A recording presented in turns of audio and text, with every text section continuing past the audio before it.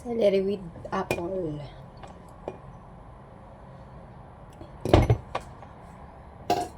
Kailangan natin ito.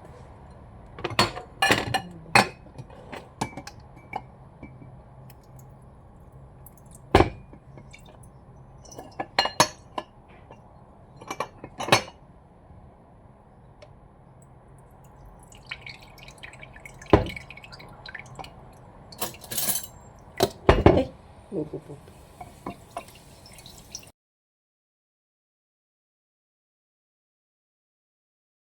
So yun, tapos na. Nakadalawang baso. Ano to, celery, apple, at saka luya. Yung apple niya is yung green. So yan. Maganda itong inumin kapag empty yung stomach mo sa umaga. Ano siya, healthy. Maraming kagalingan. So yun lang. Thank you for watching.